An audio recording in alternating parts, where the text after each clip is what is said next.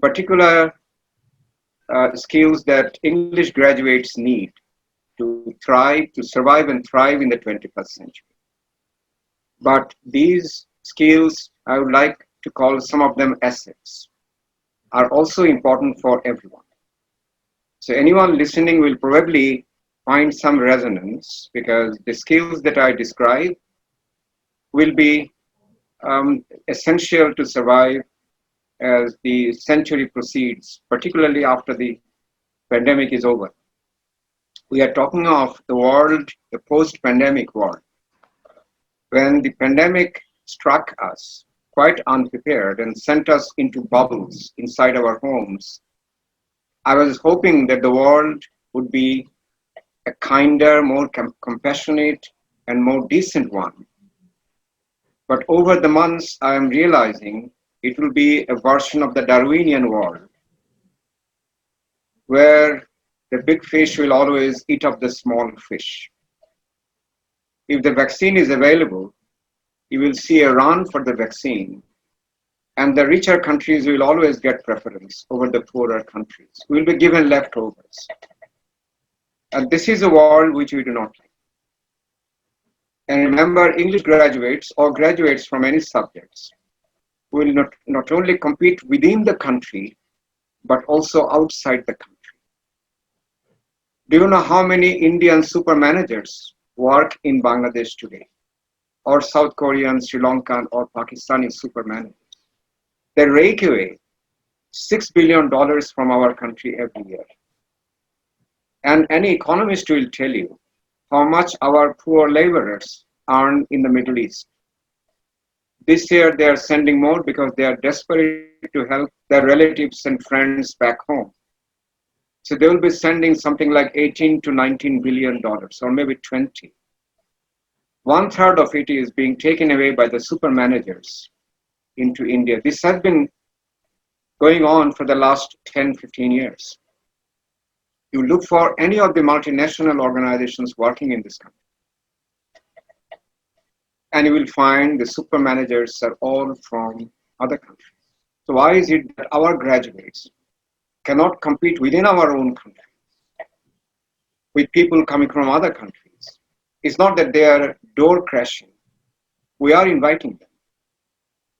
I talked to a manager, a very top manager of a pharmaceutical company. And he told me that in spite of his desire to employ Bangladeshi graduates, he found them lacking in certain skills. And these we shall discuss today. So this is what I tell my students. Your abilities, your skills, your assets have to be continuously cultivated, developed.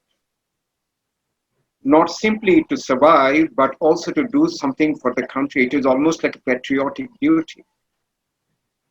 Imagine if all these positions could have been filled by Bangladeshi graduates. You would be saving $6 billion every year.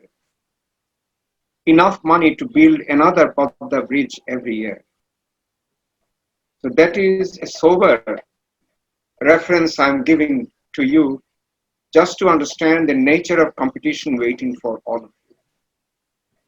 And after the pandemic is over, many of our resources will be in short supply.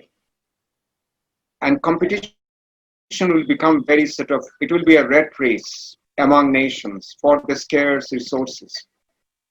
And if you are not capable of handling our own businesses, if we have to depend on others to show us the way, then we are looking at a future which is grim and which will not be welcoming. So we should not think too much about the future, which to me now looks almost uncertain. But to have our position, to plant our feet on the ground, so to say, we have to prepare ourselves. So that's the caveat I begin my lecture with, just to make the ground that what I'm saying is not something theoretical. What I'm saying is derived from long years of practice. And I had the opportunity of teaching in BRAC University a subject which is very far from my own expertise was in the beginning is called managerial communication.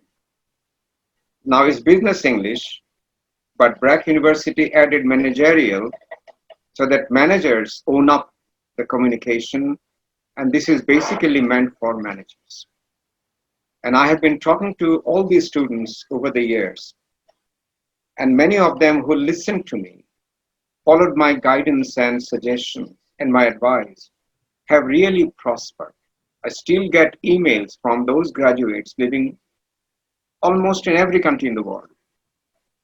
And they are so happy with their lives. Why? Because it's not me only, but other instructors, teachers, professors of business faculty of Brack University. Incidentally, Brack University had put together a very competent business faculty. So they have given their students a self-realization, not simply the knowledge, but also the expertise to use the knowledge in every situation. They have developed tremendously.